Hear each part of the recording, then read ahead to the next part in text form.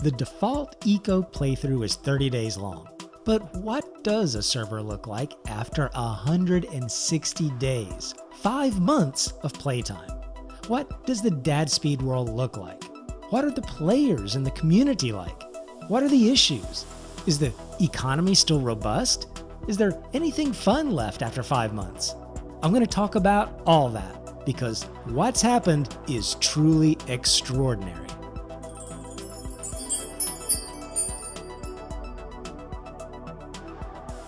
So first of all, DadSpeed is known for being a long-term server, focused largely on building and economics. And this is Season 4 of DadSpeed and Eco. But this particular season has exceeded any sort of lifespan I've experienced. The world has changed so much from its humble beginnings.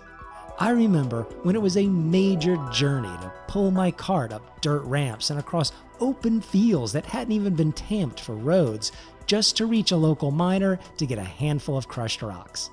This road I'm standing on now, that has fully developed buildings all the way down to the right and left, was actually a deep desert valley. The land was slowly backfilled to create a narrow dirt path, and then over time it was built out more and more to what you see here.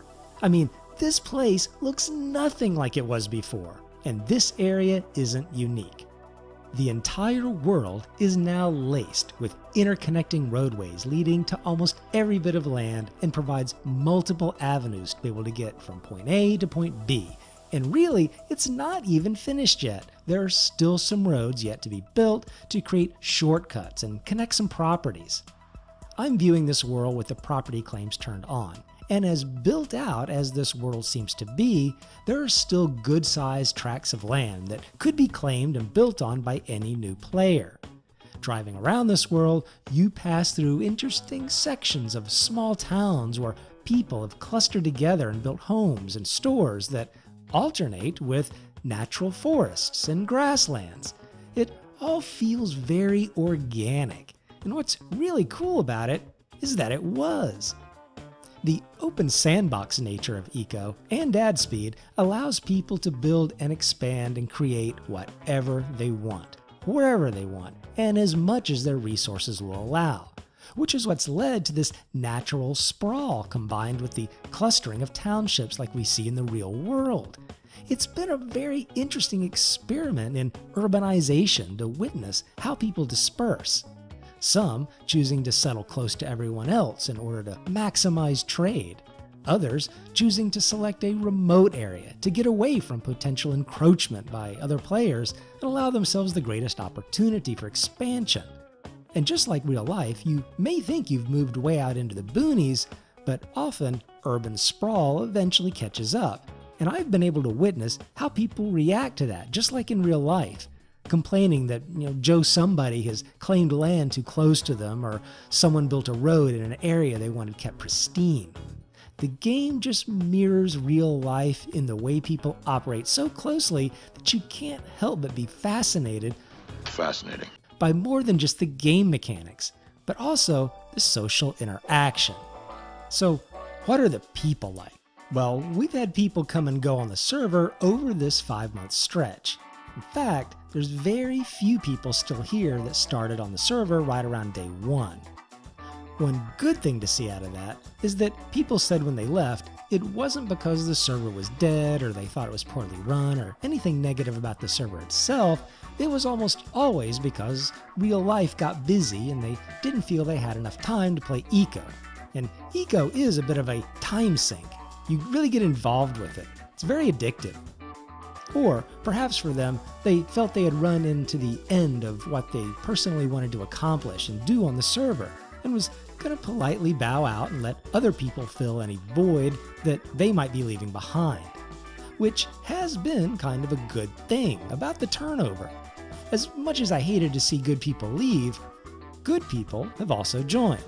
And the community of people currently playing in month 5 on this DadSpeed server are just as solid as those that were playing in month 1. We're a culture of one. And with these new people have come new ideas, fresh motivations, and that's been a great thing for the server, which I believe has also contributed to this world's longevity. As new players join, they get to feed off both the excitement and energy of the more recent players, while benefiting from some wisdom and stability from folks that have been on the server a long time. That combination of people's perspectives, I think, have been a major factor, a lot more than any specific things about administrators or governing laws, server settings, or anything like that. That said, though, I do believe the government has played a significant role in keeping the economy strong and the world interesting. I took on the role of treasurer very early on in this server, and it wasn't long before that position as a person working in the world's government completely took over my gameplay. I had originally intended this video series to be more of a let's play, just talking through my own builds and experience and showing what I was doing. But the more I got involved with the government, the more that changed. My game experience shifted to be almost entirely focused on creating opportunities and improving the experience for the rest of the players. A game session for me consists of setting up contracts, designating zone areas for builds, improving laws, fixing things that are broken, and that sort of thing. And I don't mind that at all. Right now, the government plays a big role in fueling the economy and doing two things that matter a lot: creating opportunities for other players and helping balance the professions, which kind of go hand in hand. In retrospect, I would say that if your server wants to have a chance to be very long-running with a healthy and active community, then the government must take an extremely active role setting up opportunities and giving reasons to play. Almost a daily addition of new work and planning is required. What's also fallen out of this 5-month experience is the need to have a little bit of hardship. And we've been through several. First, it was not having road connections. Then it was high rates of pollution. Then a rise in sea level, removal of abandoned properties. And one of our latest issues the server is having is inadequate electrical power. We put an extremely high tax on the renewable sources such as wind turbines and solar generators, which has made us rely on fossil fuels in combustion engines for a good portion of our electricity, and which also pollutes a lot. But the production of electric lights and overall industry has outpaced our delivery of electricity. So now we have a self-induced issue to overcome.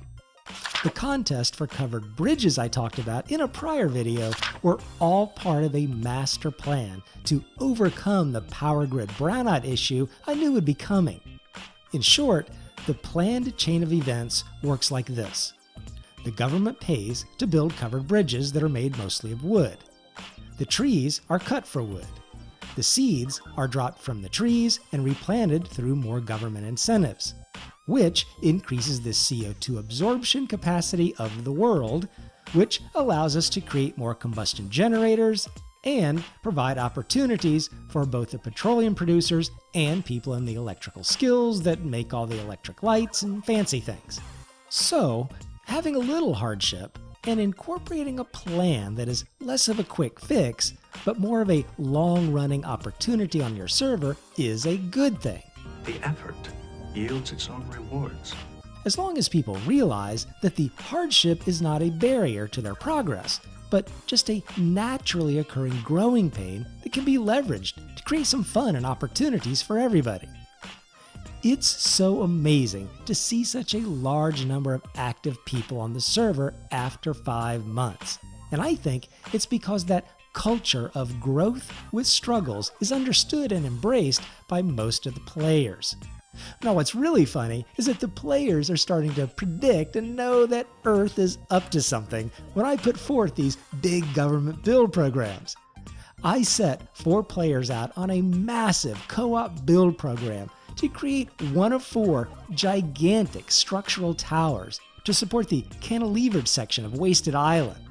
Today, someone asked, "What are you planning on putting in these towers, Earth?" Which just killed me, because they've got me figured out. And they would be 100% correct. This is all part of a master scheme. Everything is proceeding at 在佛系。 to provide the next evolutionary stage for the entire server.